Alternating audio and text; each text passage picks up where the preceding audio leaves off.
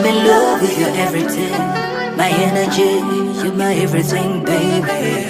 I'm in love with your everything, my energy, you're my everything, baby. Irene webale kwambala bintu bya kintu kikulu kanti waliwo abantu abayimbi n'ayambala ebintu n'ogamba naye atona abadde ki era gande ndi serebo maso mutambo namana abatlowa ku TV Africa anti ez'omugeji wakole akuleta program ya Breakfast in Africa obudde buno yes zambango byebulwa male anti ze silwawo ngamba nyingidewo ngamba njagala kubanga mbabuulira ebikwatagana ku Uganda ebikwatagana ku ggwe nange bingi nnyo tugenda okubanga tukwatako bingi nnyo tugenda okubanga tusoga amafumu era tujja kuba mu segment era nkubira ne ku masimu nga tuteesa nga twogera ku ngeri gy'olabamu eggwanga naye nga bingi nnyo ebigenze mu maaso mu ggwanga lyaffe lino naye ekikulu wasuze oti akansubira wasuze bulungi era ofunye ekyokulya ekirungi yes onywedde kacaayi akataliimu sukaali zagamba kati wenjira ne ngamba kati sukaali nga nkwatayo obugiko bubiri obwa sukaali ggulu ngisobola okuyiwamu sukaali ggulu omujjukira gwe baakolangamu bakayita kaloddo kasobola okuteekamu tekalina nnyo buzibu tekalina buzibu ku mubiri gwo oyinza n'okugamba munaye sijja kuteeramu ddala kubanga kyetaagisa emmere gy'olya erimu sukaali amala naye nkugamba munaye kikulu nnyo n'okozesa omujaaja n'okozesa ebikola bingi nnyo by'oyinza okuba nga okozesa omujaaja ekisubi bingi nnyo because what I have to tell you is that Uganda is blessed. Uganda tulina ebintu bingi nnyo bitusobola okuba nga tuteeka mu kyayi waffe kati lwaki okwata sente n'ogenda mu supermarket n'ogula byotategeera ate n'ogula obulwadde. It really hurts for an African to go to a supermarket and buy several diseases. N'ovaayo ng'ozimbye n'ovaayo ng'otegedde kubanga omwezi guweddeko bakusasudde n'ogenda n'ogula ebintu ebitakuzimba bigenda okulwaza famire yo kintu kya ttabbu nnyo naye ng'olina emiti ng'olina omujaaja ng'olina ekisubi ng'olina ovakado ng'olina amapeera ng'olina ensaali ng'olina ebintu ebyo byonna ofuna obukoola buli obutono obw'ebintu ebyo oba obutono oyinza okukwata obukola w'amapeera oba obukoola obutono obwo buba waggulu obwo n'obusula mu kikopo kya caayi kyofuna muganda wange olagera gamugeejingo nawereka no okimanyi n'ebikoola bya vakedo nabo bikola kirungi nnyo mu mubiri era bikendeeza ku diabetes birwanisa diabetes era singa oba obikozesezza nga tonaba kulwala buli obulwadde budduka buddusi 10 kati bw'okwata ebikoola biri ebyamapeera kasooke nkulage ebikoola byosobola okuteeka mu caayi naawe n'okkiriza n'ogamba munaye olabe n'ebirwadde byowona olyoka otegere lwaki oba oyonoona ssente okugenda okugula ebintu ebitakuzimba ng'ate emiti gikwetoolodde ng'ate ebibala bikwetoolodde kyova ngamba nnyo abantu simba ebibala mu luggya leka kusimba kintu kitagenda kuyamba kitagenda kubeerako ky'oggyako simba ebibala osobola okuggyako ebikoola osobola okuggyako emirandira osobola okuggyako ekibala kyennyini n'obeera ng'ofunamu kasobeko olabeka vidiyo ako ate tubenga tukomawo. 10 health benefits of drinking guava leaves tea. 1. Diarrhea. People suffering from diarrhea who drink guava leaf tea may experience less abdominal pain, fewer and less watery stools, and a quicker recovery. Add the leaves and root of guava to a cup of boiling water, strain the water and consume it on an empty stomach for quick relief. 2. Lowers cholesterol. According to an article published in Nutrition and Metabolism, study participants who drank guava leaf tea had lower cholesterol levels after 8 weeks. 3. Manages diabetes. The compounds in the tea help regulate blood sugar levels after meals by inhibiting the absorption of 2 types of sugars, sucrose and maltose. According to an article published in Nutrition and Metabolism, guava leaf tea inhibits several different enzymes that convert carbohydrate in the digestive tract into glucose, potentially slowing its uptake into your blood. 4. Promotes weight loss. Guava leaves help prevent complex carbs from turning into sugars, promoting rapid weight loss. Drink guava leaf tea or juice regularly to reap the benefits. 5. Fights cancer.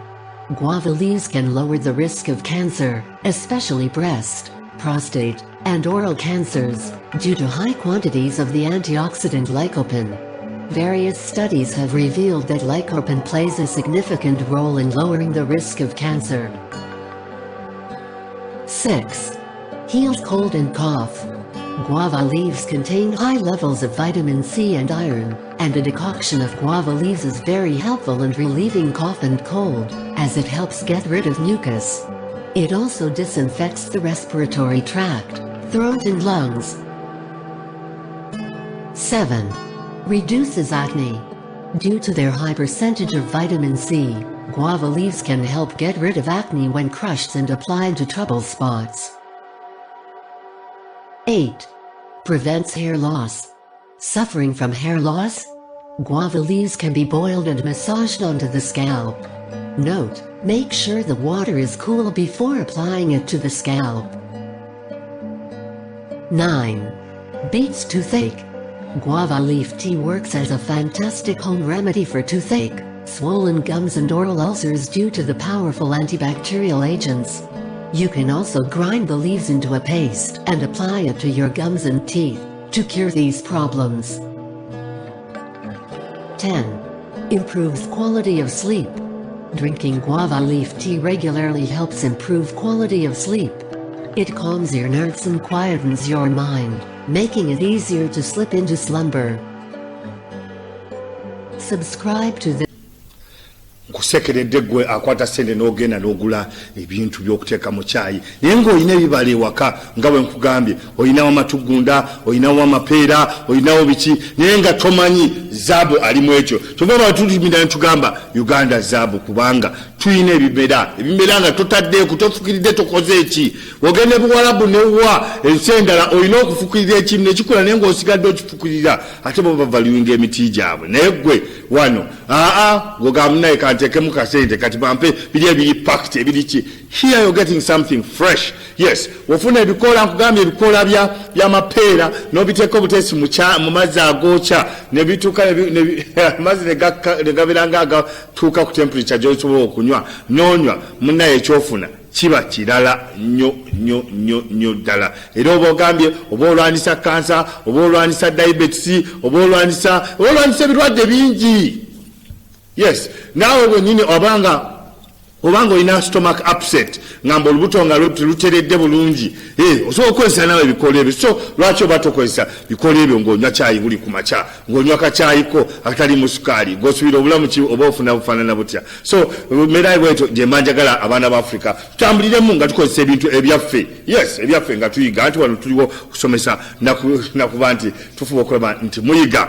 Yes, twalabye muganda wange wannaye eyali VP Vice President Gilbert mu Kenya yavuddeyo ng'ayogera ebigambo ebisongovu ng'agamba naye nange ekyaba mafia nakiwulirako mwegendereze ng'ayogera ebigambo bingi nnyo kuba tuze n'okugamba nze bamafia baatuka okwagala okunzita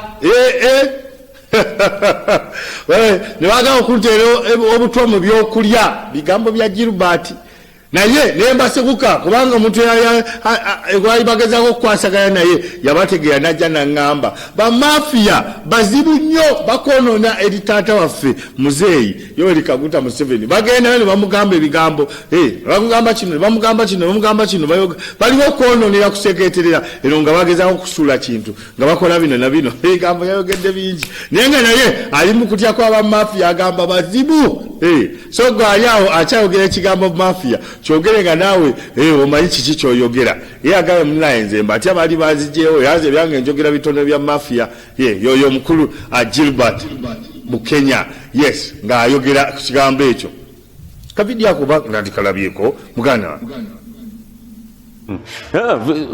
kankubulire omuganda okufuga ensi eno kijja kutwala ebbanga ddene nnyo okujjako nga abavubuka bano banaatuyamba ate bo ne bakyusa embeera zaabwe kasita muteesa bagala ne muteesa nga muli bataano olufuluma bwati omulyango nga buli muntu yenna atandise mubuulira ekibadde ekyama nga kyatuddwa naye nze kyemmanyi nti abantu benakolanga nabo mu ofiisi bana bagulibwa simanyi yabagula ne bafuna obutwa ne bagezaako buteeka mu mmere yange emirundi 3 naye omwana wange yali alabirira emmere yange n'alwana ekyo nekitabaawo. Oyo omukulu Gilbert Bukenya naye ng'ayogera ku kigambo ky'aba mafialism in Uganda nti bayitiridde nnyo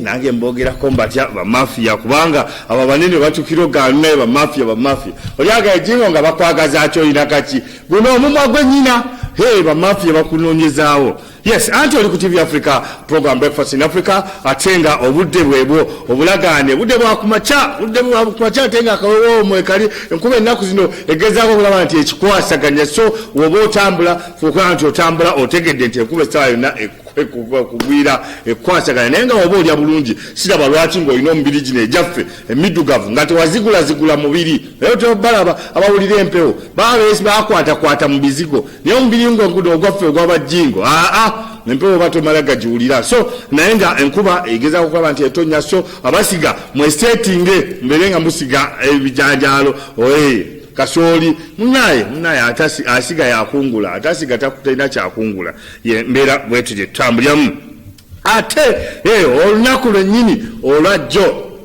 munaye ebintu by'omukulu generaali eri tumwine yes twazirwanako nanyini kununula ggwanga n'ebigambo bwe bityo nga bwabyogera bamuyise mu kakiiko akakola okunoonyereza ku ddembe ly'obuntu n'ebirala bwe bityo mu paliamenti ya Uganda yoyo mukulu generaali naye jukira luli abadde musasagge ey'okumwogamba nti yajjayo emundu n'ebirala n'abagezaako omuteeka mu misango egyo era n'abeera nga bagikwasaganya ne biggwa naye ate ku luno bamuleetedde ensonga ndala. Jukira omukyala akulira paliamenti ya Uganda omukyala alitwala Rebecca Kadaga yalagira n'agamba munaye njagala akakiiko kano akeddembe ly'obuntu kagende kanoonyereze ku kiki ddala ekikwatagana n'ekigambo safe house.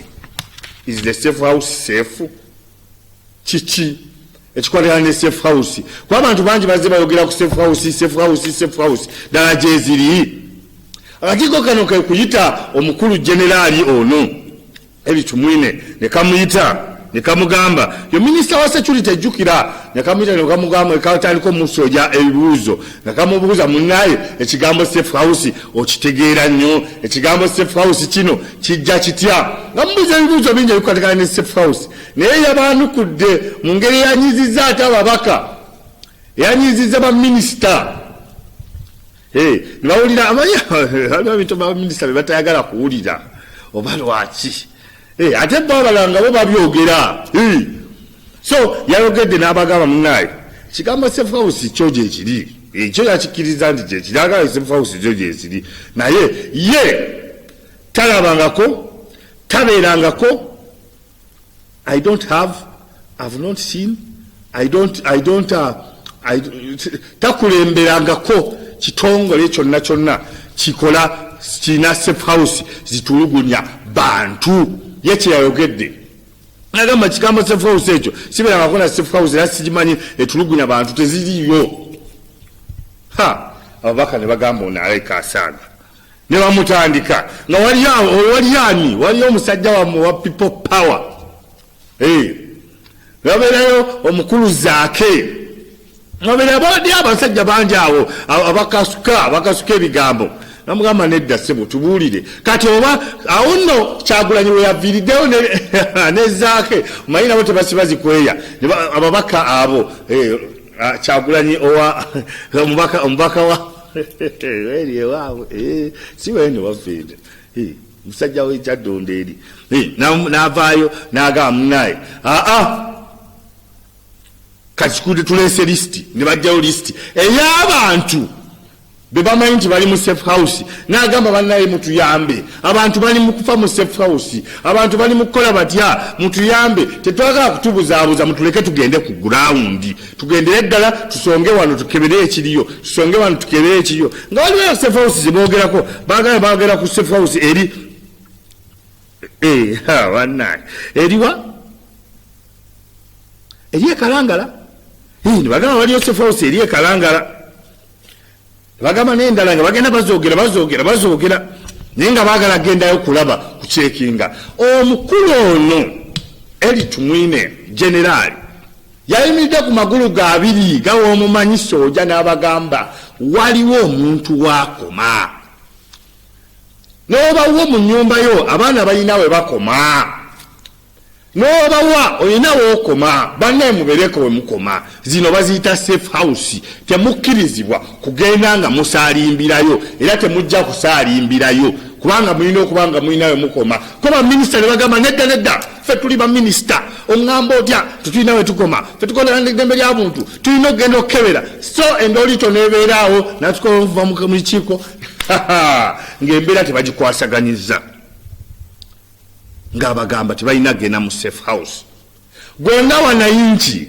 gwenga omuntu wa bulijjo gwenga ayagala Uganda nga ayagala Africa safe house zino ddala wezibanga bakkiriza gye ziri ddala ntuufu okubaayo ye baminisita kituufu baganda okugenda mu safe house kuba safe house agambye for security reasons safe house zino ziterekebwamu abantu abaagala okubanga baterekebwamu bwe yagambye ziteekamu abantu be baagalako information ziteekeramu abantu b'ebika ebiwerako agamba waliwo n'abalanzi bate simanyi nti waliwo n'abalala beesabira safe house ne bagamba naye katubeere eyo okusinziira ku kino nekino naye yataddewo emitendera egyo n'agirambika gwe ali eyo atulaba ku TV Africa olowooza ki ku kigambo kya safe house zigibwewo ye nga tezindigibwawo abatujju abaki tunaabaterekangawa ye ddala waabanga yaganya ababaka yakoze ekituufu ogaana ababaka oba minisita ogenda okulambula ekiri mu safe house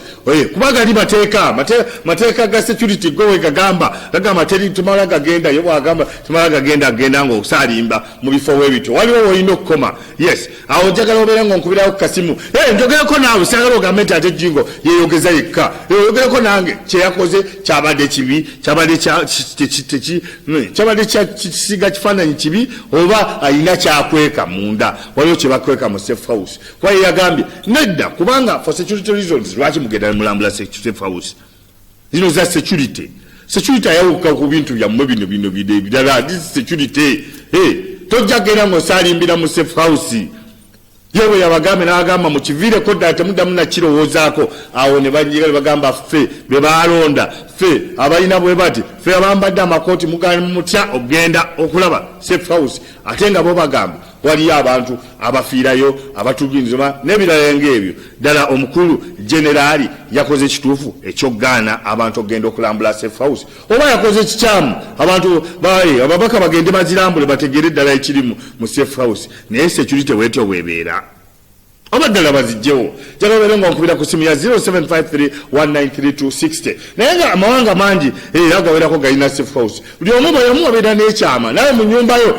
oyinza okubaamu n'akasenge ogamba munaye kana akasenge kange tomala gateekayo bintu tokola bwoti ne bwoti ye safe house yo munda so okkiriza buli omu okumala gayingirayo okkiriza bannaye kisangibwa wano so njagala obeere ngaoyogerako naye ng'ombuulira kikyolowooza ku safe house eziri mu Uganda ddala omukulu generaali minisita wa security okugaana ababaka oba minisita okugenda okulambula safe house yakoze ekituufu bwe kirina okutambula oba bakkirizibwe safe house kwa muliyo bantu naye security ebateragaye yese safe house baagala bazijjewo olwo kubera eggwanga teribulamu bantu mitwe migomu oba ba mitima mizibu banaabateeka eri gye basibidde omuntu w'enkoko gye basibidde omuntu w'embaata basibidde omubbi w'ente oba so safe house ezo ddala zibeewo oba ziveewo ye minisita kyeyakoze kituufu oba nedda yesaawa eno gye mbanjagala kukwata essimu yo mbanjagala nkwate ku simu yo ombulire endowooza yo ku kigambo ekya safe house naye woba oluddewo kanso kenzirukemu ate ddabe ku pick of the day kubanga akafaananyi kaba kanyumira akafaananyi k'abaana ba Africa akafaananyi k'abantu abaffe ab'omunda yes netutugenda pick of the day ate tulabe ne court of the day ate tubeere nga tukomawo ng'onkubira ku simu eyo wammanga ng'ombulira kyolowooza ku kigambo kya safe house kyolowooza ku generaali kyeyakoze ekyogaana ababaka oba minisita ogenda okulambula safe house okutegera ekiriyo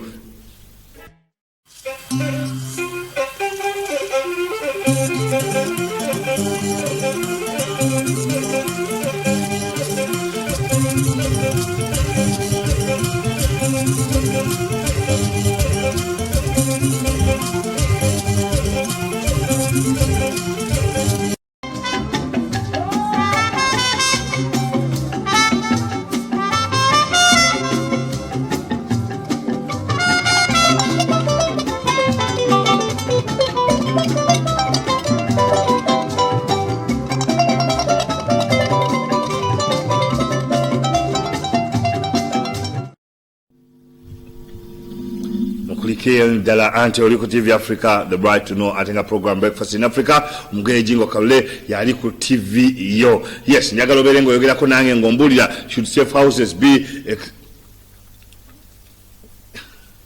in existence. Yes, njagala obeere ng'oyogerako nange ombulire ne kusinza ku ky'omubaka nga bwe nkugambye kyababaka okubagana okubanga bagenda balambula safe houses for security purposes ndowooza kyabadde kituufu oba kyabadde kikyamu. Endowooza yo gye maasinga okwagala ombulire ku ndowooza yo ekwatagana ku mbeera ey'okugaana abantu. So abantu bangi bagamba gundi munaye gundi bamutadde mu safe house amu bayogera nakyogere bawulira kiwulire bageresa kigerese neddala safe house gye ziri. Omukulu ye yagambye owa security minister yagambye gye ziri naye bye zikola si byebyo bye muli mu kwogera. Kyagulanyi by'oyogera si byebyo, Zaake by'oli mu kwogera si byebyo. Safe house gye ziri zikuuma bukuumi bantu, zikuuma bwezi, zikola bwezi naye tezitulugunya bantu. Yembeera yabaddewo naye ate ne bagamba munaye ffe ka tugende tuzirambule. Awo yasimbyewo ekijinji n'agamba mulayika musaaga. Si buli omuntu ajja asaalimbira mu bintu byaffe ebya security. Buli omu alina waakoma mwe mukola bino muli ku bantu mugeza ko ati butereza ngudo muli mangudo zeno mukola biki ate safe house munamunonamu zaaki kino kyama kino kisenge kya security.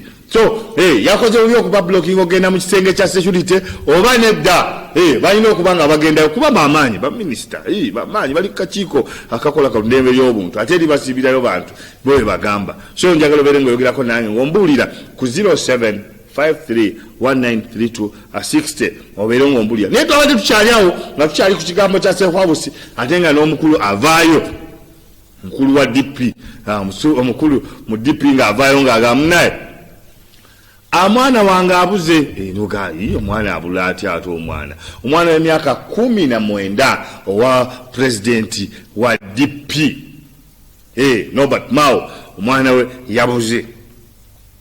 Oba manya bana Uganda naye balina stunt ezitategerekeka naye ekyo sijja gamba nti stunt era poliisi ekyakola okunoonyereza kungi nnyo egeza okulaba nti tegeera ekituufu obeezuula omwana oyo ow'emyaka 19 yabuze. Naye nga bwebito bitambula ye naye ali mu kugezaako kunoonya ne poliisi enoonya egezaako kunoonya mwana naye ng'ate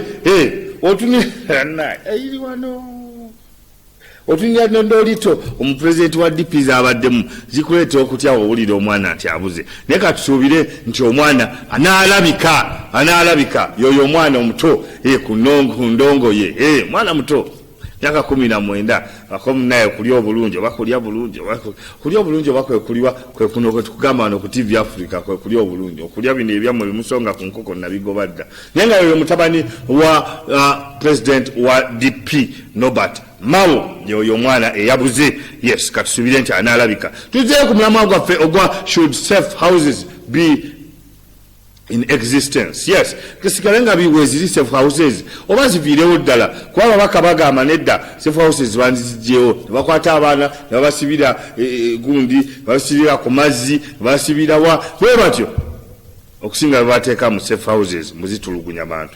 Jukira twayogerako ku Nalufeenya nebagamba munaye mwogera nnyo Nalufeenya katusoke tugiggale naye kati ate bayogera simanyi safe houses ziri eno neero bwe tukkirize tugende tuzikeberemu. Awo omukulu owa security minister we yagaanidde bwe tuyimiridde ne tukugamba golowooza ki ku kigambo ekyo ekyabaddewo ekya safe houses. Olowooza minister yakoze ensobi okubagaana bandigeze ne balambula yensi eyina democracy eyina eddembe oba security asigala security teri kumala gasaalimba kugenda ngo olingiriza ebintu bya security bino biba byama ya government kikusangeyo sigategereko mukumulako ate tuberenga tukomawo anti oli ku TV Africa the right to know. TV Africa yakatayungako oli ku TV Africa program breakfast in Africa ate nga yenze omugeye Jingo Kalule nga nkyali ku mboozi yaffe eya safe houses.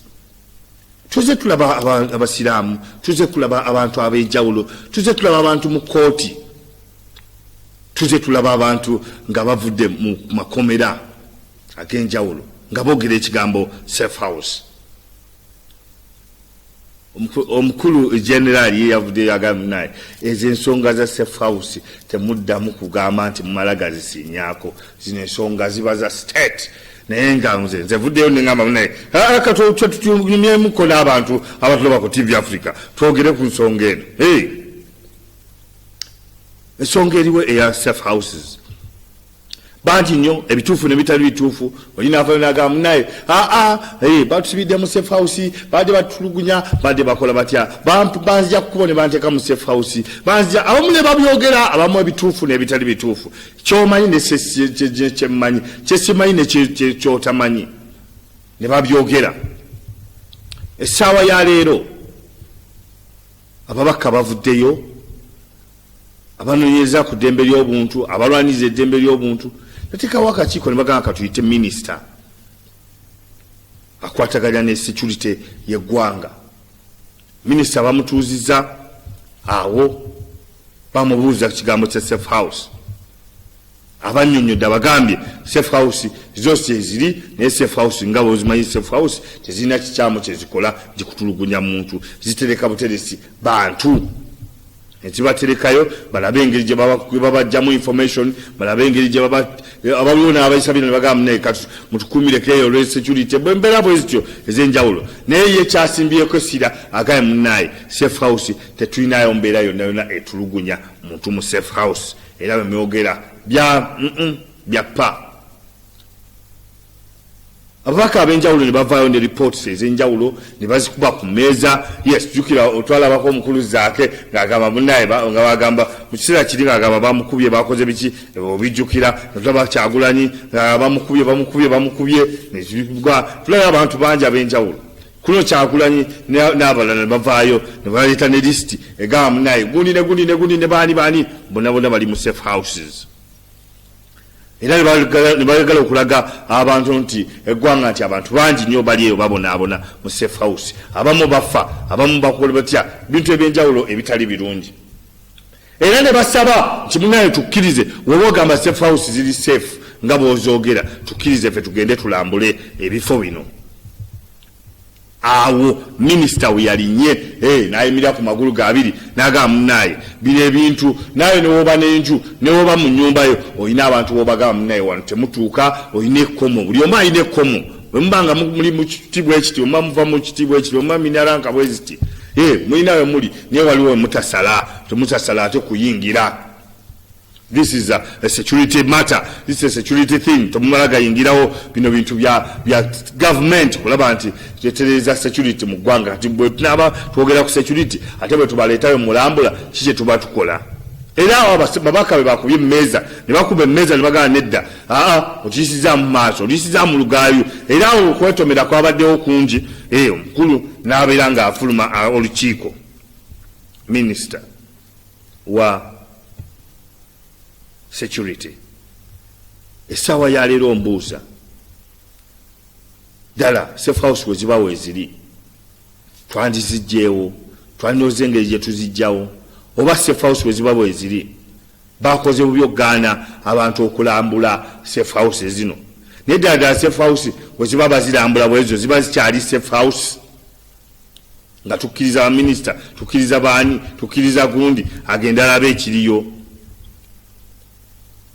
Awo wenjagala obeere ng'ompulira ku simu ng'ompulira kyendowoozayo ku kigambo kya safe house kuba tulaba abantu bangi bavaayo nga bagamba bawonyera babadde mu safe house abaddeyo n'atabaddeeyo munnaye tobeerayo tomanyi kiriyo. Yes, njagala obeere ng'oyogera nange ng'ompulira safe house zino zandivuddeyo oba nedda. Ye minisita ogaana abasajja abamutwese abasajja abo bayite eŋŋwaŋŋuli abamulese mu lukiiko ne bamubuuza ebibuuzo bagamba munnaye terigenda kulambula safe house yakoze ensobi yakoze kibi oba kituufu. Wenjagalire simu onkubire ku 0753193260 obeere ng'oyogerako nange.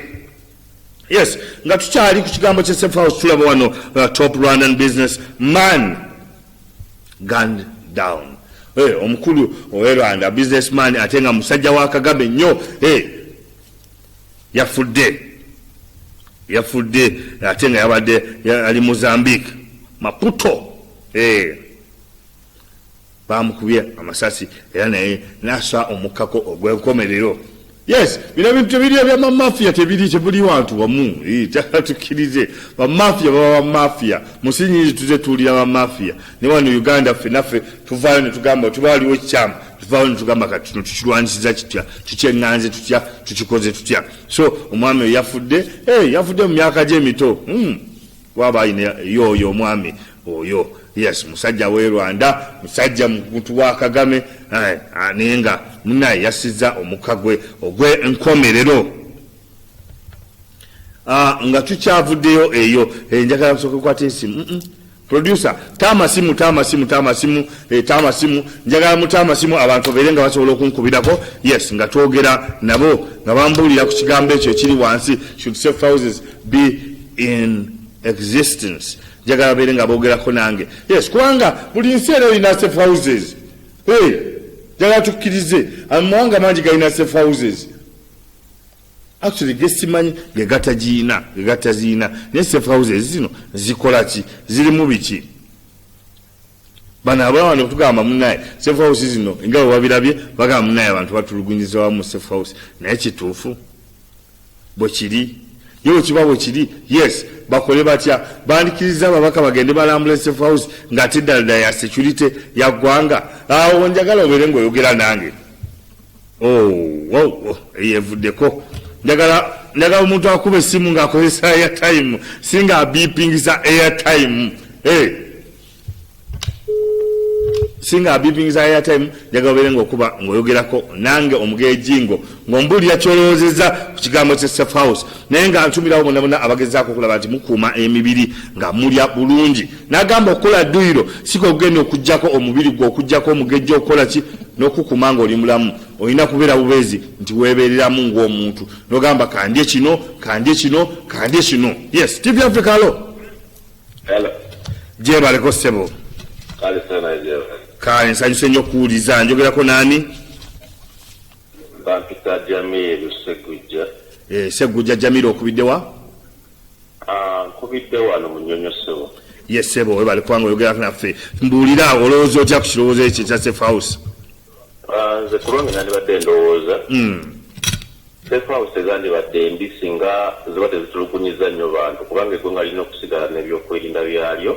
Nga abantu bakola ki babajjamu information naye waliwo kyo bakola ne kiyitirira. Segedde nti omusajja agendayo nga yeetambuza agenda okudda nga alina Kyagulanyi yali akola ki ng'ayavula. Era omusajja yagala n'agamba waliwo omusajja bukuba. Okitegeera ebyazaate wabiraba tewali ate abiraba ensi yonna yamukola ki yamulaba. Ensi yonna yamulaba. N'abantu bangi abagenzeeyo n'abantu bangi nakati abali mawulire bwe banoonya nga bali mu safe house. Tetulabadde tulowooza nti singa tezibadde mbi abantu bandi badde babakkiriza ne bagenda ne bakola ki naye ng'era genda okugamba si buli muntu nti alina okugendayo naye balina okugendayo. Amini abirekawo abantu nga basibira mu binnya ebirimu n'enjegere. Okitegeera ebintu tebitandise kati gali okuva ddala lwakuba nti essaawa zino tukyogerako nti amawulire gali gakola ki gatambula naye nga gyebiri. Yakoze bubi okugaana abasajja ogenda okulambula safe house.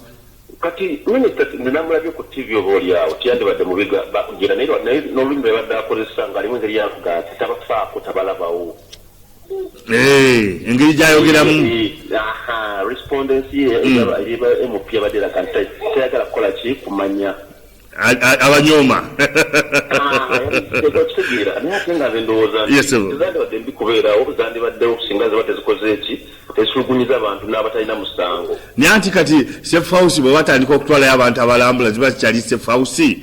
Anti kakati balina kutuusa mu nkola nti omusajja nze nkubeerako n'empala n'essaaza omugeye nenkuggyako empala nengamba omusajja alina emundu nga tugirina. Ekirala omuntu abeereko ekkomoli bamuteeka mu safe oba omwezi gumu bamute n'eri nabamazeyo emyaka essaawa zino nga famire zaabwe abantu tetubalaba ku TV zindala nga basitaavinga abantu famire balina abaana. Abantu okitegeera bw'oba oyagala okutegeera nti mbi bamale kutwalayo otegeere nti zandibadde zivaawo. Webale nnyo webale kuteesa naffe webale kubanga oyogerako naffe ssebo. Omusajja muteesa apaasose naye ng'ebigambo byayogedde kansubire naawe obiwulidde bigambo bya magezi nnyo bigambo bya ttendo bigambo naye si bitono. Agabe munaye safe house zeetaaga okubaawo.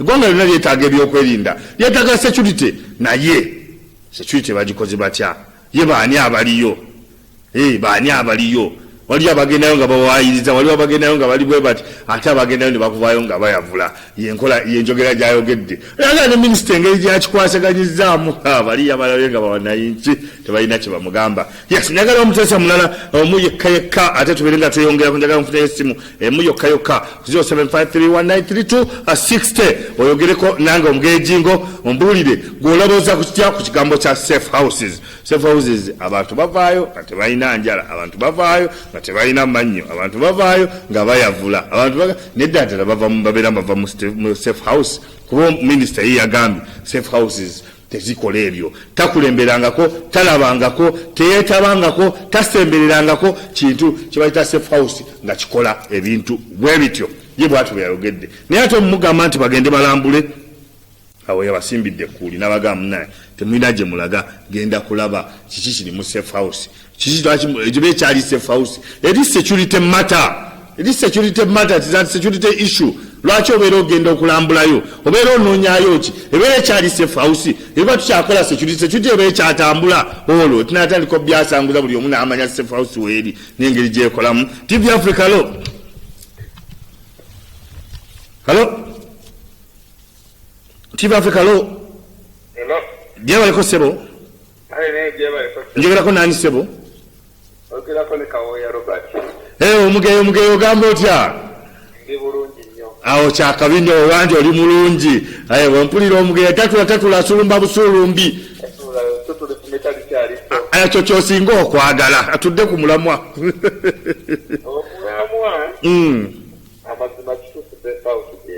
yes sebo wagirabako munjogera akusede n'omukulu atisingako yayogedde nti gyeziri yes sebo kiteeka okuba naye mabegakaawo nya lediyo muje nawuliriza nampulira ono sobi ng'agamba mbu teziriiyo sobi nga yayogera mbu teziriiyo mbu abantu omuntu mu nsi ye tebasobola kuteekamu seefaawu naye ate omukulu mwenyeeze kwene yagambye gyeziri kituufu twakoze embuzi abuzibo lyagamba teziriyo ng'ate mpulira alimu iso ebyo byambwa nti byambu agamba gyeziri katugende n'ekyali naye ngekikiraka gyeziri ono omukulu yagenze kyogera yes naye kyenkubuuza omukulu ogaana ababaka bano ogenda okulambula safe house yakoze bubi amazima yakoze bubi lwekyo kyatangaziza dati gyeziri ddala abantu tebayitibwa bulungi anti this is a security matter bwe yagambye not a security matter ababaka siisa abantu nga civilian nganze omubaka tugenda obalonda obateeka eti batubalonzeemu bagenda okulambula okiraba webale kwogera nako wekika tumira ku mukyala njagala mumulire mukyala waffe atumidde ku mukyala wange bamuyita penina bwasesire mutoolo kale awo sina ekirala kyenkusaba webali kubanga oyogerako naffe muganda wange webali kwogerako naffe anti oli ku TV Africa the right to know atenga breakfast in Africa ye program buli omu gyayota obudde buno buli omu gyanyumirwa yes kasooka tugendeko mu kanyomero kaffe akasi kya buntu bulamu ate tubeere nga tudda nga tumaliriza program eno si kya buntu bulamu si kya buntu bulamu yes bantu bangi nnyo babeeraawo nga tebalina ng'oba yeetaaga abantu buli omu abeera n'obwetaavu mu ngeri ye naye naafuna amuyamba ng'alina kingi weziba ssente n'atoolako butoozi n'akuwa omusala emitwalo 10 ajjayo miliyoni 3 akuwadde emitwalo 10 oba omusala emitwalo 10 n'akuwa 5 gwe nodde bayi n'ogamba omuntu ayina ekingi n'atolerako obutoolezi n'ogera n'onyumiza buli omu nga bwali omuzibu n'akutolerako obutoolezi akantu akatono omuntu gwe mbadde mmanyi ngenzeeyo mukaabidde ennaku yange agenda kunkolera bw'ati naye ampadde bwekiti bantu bangi nnyo balina enkola eyo naye enkola eyo mbi munaye sente teziba zizo siimiraawo yisa engalo mukamwa singa mu maaso singa oli aba akuwadde akutoleddeko ku kisono ky'ayina n'akuwa oba ku kingi kyayina kyonna kyakuwa okuba badde togenda zironda bulungi oba badde togenda kukola bwotyo sigala busagazi ng'osiima sigala busagazi nga weebaza naye abasinga munnaye webatuukaawo olina amulaba nga ayina miliyoni 10 n'amuwaako emitwalo 2 oba 5 ayinza okukuba n'endwagamba gwe ku sente z'olina nompa kino olina agamba munnaye sente zenyina naye zibeerako embalirira zibeerako ebyokukola awo tabu nejja so gwabyawo si kya muntu bulamu obuta appreciating akatono ke bakuwadde kubanga oba tomanyi oli kyakijje oba tomanyi oli wagambe nti bweyefiiriza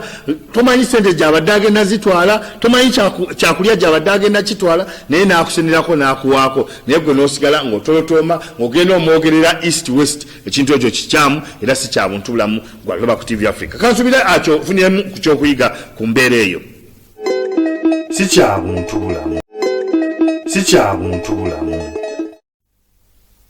yes nate omulamwa gwaffe gubadde gukyali ku safe houses ebirowooza zammwe tuzifunye buli omu engeri gyalowooza ye nga ye naye eggwanga lirina okutambula nga lidda mu maaso ate nga tulina emirembe kyekisinga obukulu ate nga twewa respect is very very very crucial yes bantu bangi bayogera safe houses abamu baziwulira buwulizi abamu bazigenzeemu osanga weewaawo abamu ebintu babiyingizamu ne politics so buli omu alina engeri gyakitwala naye ekikulu kiri nti omuntu okutulirizibwa kintu kikyamu era ne minisita yagambye munnaye owa security yagambye munnaye jano elit mwene yagambye nedda safe houses eziriyo sizikulemberanga era sizimanyi era setabangako sisembererangako siwulirangako kintu kigamba nti waliyo safe house etulugunya era ebyo bigambo byammwe byappa tujja kuba tubaleetera ebiddako mu nsonga endala zonna tujja twogera ku TV Africa naye nga leero nabadde nabaleetera omulimi omukukuutivu abeere nga tusomesa ku ngeri y'okulima naye kirabika tujja mufuna ku lunaku olwokuna yes kulako olwokuna teweerabira tujja kuba tufuna omulimi omukukuutivu ng'atubulira engeri gyeyinza okulimamu kino engeri gyeyinza okulimamu kiri engeri gyeyinza okulimira awantu awatono oba ku mulyango gwo n'ebirala ng'osobola okuba ng'ofunamu ku kyofuna mbadde omugere Jingo Kalole ate nga nza kuleeta programu eno anti budde bwe bunsalako naye nga tuba n'ebintu bengi omusoga agamba tuba n'ebintu kamaala bye twenda okubawa naye nga buyire bwe buzirawo kale mbadde mugere Jingo Kalole nina kubanga mbasiibula busiibuzi mulinde programu eddako tokyusa wadde sigangola oli ku TV Africa